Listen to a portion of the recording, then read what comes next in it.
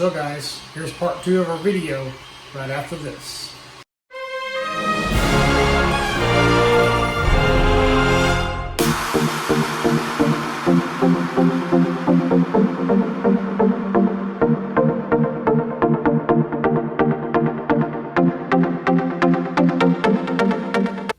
Okay guys, and we're back for another video. So the only thing I've done is kind of unboxed most of my parts. You know, my tools, the screws. I've unwrapped all the extrusions out of cellophane. We'll go ahead and get the rest of the screws out, belts, stuff like that. This is going to be a very informal video, so if you guys are watching this to try and learn how to assemble your Ender 3 Pro, this video might help you, but there probably are much better videos out there. This is going to be really informal. I'm really just trying to figure out what is going to be a matter with this printer, if there's any problems at all, since like I said, I did buy it secondhand. I bought it for $120. There's likely something the matter with it. But new in a box, I mean, I couldn't pass it up.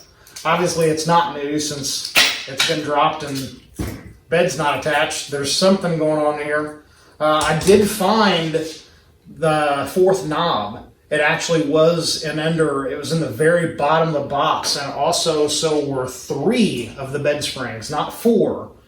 There were just 3 bed springs. So this is more than likely an Amazon return, probably. But that's okay because I've got a little bag of goodies here that I have left over from one of my old orders, and I've got some new bed springs in here that are the yellow ones, and also new pneumatic couplers and all that good stuff. So I'm going to change everything over to all that anyway. So the first thing we're going to do before we do anything else is we're going to go ahead and get this bed mounted. And like I said, I am going to go ahead and change these other springs that I luckily have on hand from an old order. So we're going to get these springs out of here. And this might not be the best camera angle, you know, I'm trying my best to cover everything, so I hope it's okay. So, like I said, bought this printer used. We look at it here, you can see the damage that's happened to the bed somehow, some way. I don't know how this happened, but we know that we've got to have spring. Oh, hey, look, there's my 4th spring that I was looking for. It stayed attached to this little retainer right here that holds it on the bed. So we're going to go ahead and remove that. We're going to go ahead and stick one of our yellow springs in its place. Being careful of this joint down here, because this joint looks pretty shady down here in the corner. And we're going to go ahead and put our other yellow springs on. If I can hold on to them.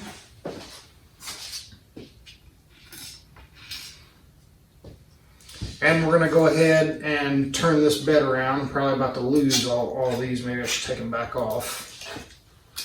And go ahead and get this bed reassembled.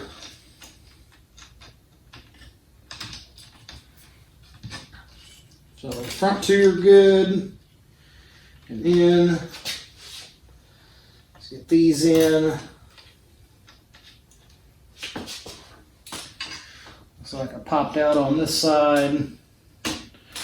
All right, now we're good. So now I'm going to run all of my bed leveling nuts back down, making sure they're the right way up. There is a side that is labeled for the top for you to see what you're doing, and there's a side that is not labeled that has holes. So we're going to make sure we want the lettering up towards us.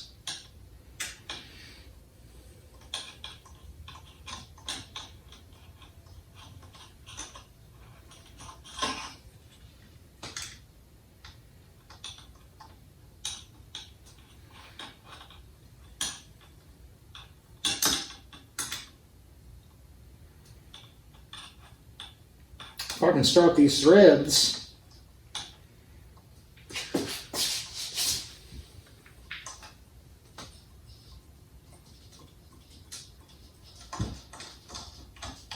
Okay, there we go. Got that one started.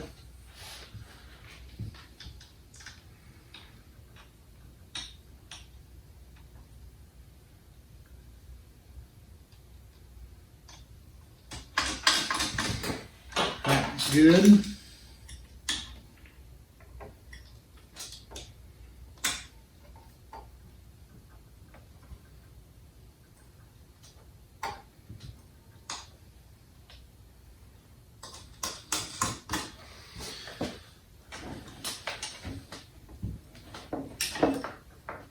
And this one is good now too.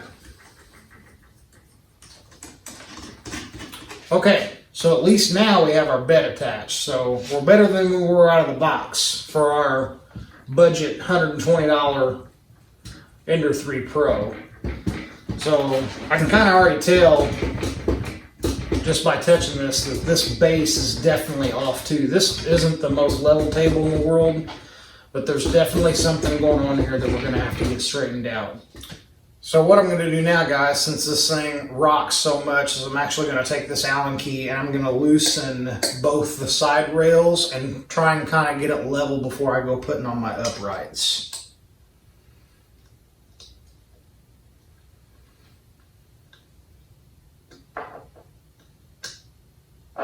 I'm just going to loosen a little bit.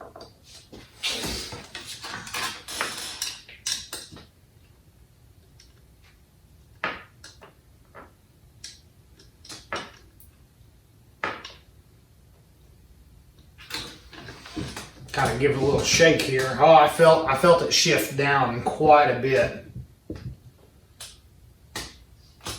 All right, so we're gonna go ahead and snug those up, back up, and see how much that helped. And I am gonna retighten these in a crisscross pattern.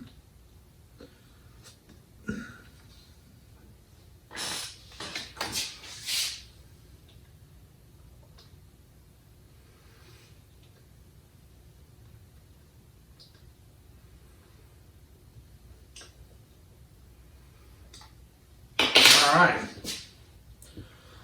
so we still got a little bit of wobble, but it's a lot better than what it was. So for now, I'm just going to leave that where it's at, and we're going to go ahead and start assembly on our uprights. So the first thing we're going to do is we're going to assemble, I'm going to start on the right. I'm going to start on the right upright.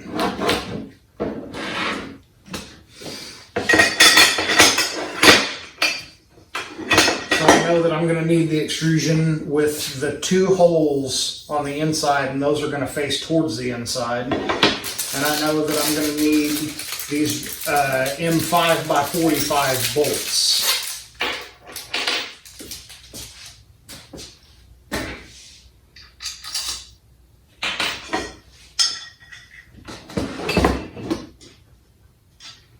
And we don't want to tighten these too much yet. We just want to kind of snug them up. Because if you over tighten these, you could be off kilter and your printer will cause issues on your prints. So again, all we want to do is just kind of snug these up just barely. We want them to still be a little bit loose.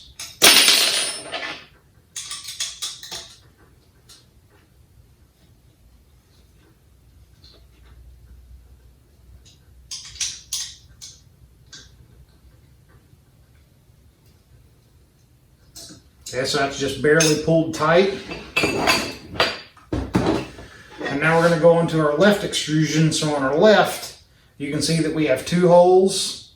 We want both those two holes to the bottom. And again, we're going to use the same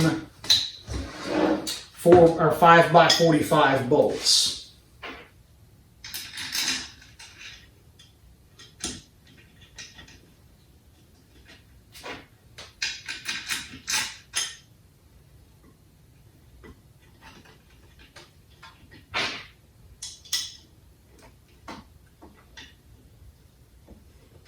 Kind of awkward, isn't it? All the awkward silence while I'm just tightening up bolts.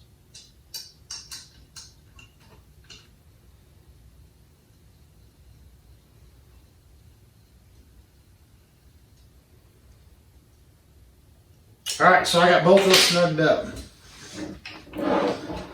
So this is a really important step when you assemble your 3D printer, is we want to make sure the top of these uprights are exactly the same distance as the bottom of our uprights. So to do that, I've got this little fabric tape measure here. Man, I need some adult beverage. I'm getting pretty parched. Ah, so much better.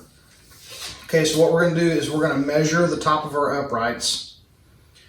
And I'm just a hair over 13 inches at the top. So I'm going to move the bottom, and I'm actually right at 13 inches.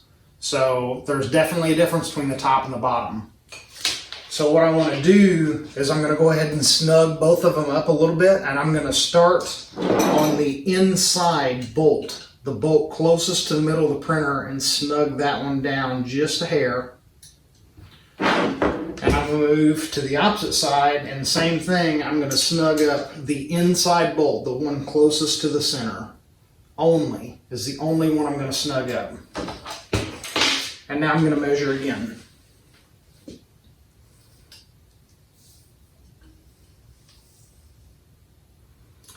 So now I'm about 12.5 inches on top,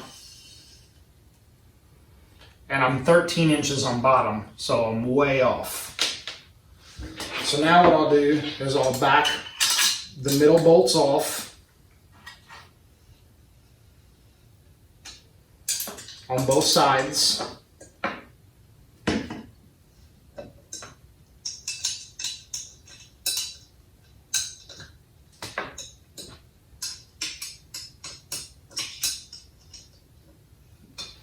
And now I'm going to try and snug up the outside bolts only.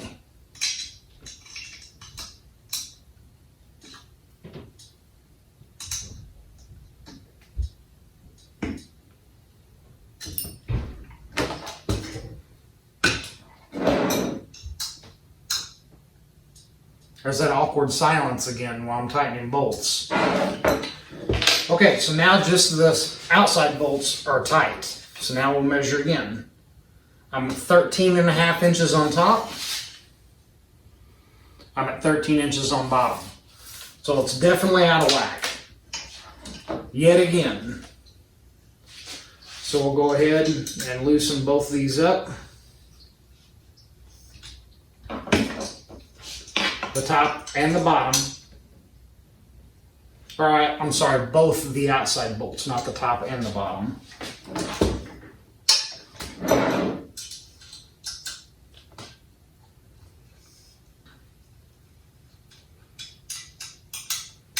And now we'll go ahead and loosen the inside bolt as well. And again, this could be something that's been tweaked since it's been dropped. So I'm just going to kind of wiggle this leg around a little bit, tighten the outside down snug. I'm going to go ahead and tighten the inside down snug.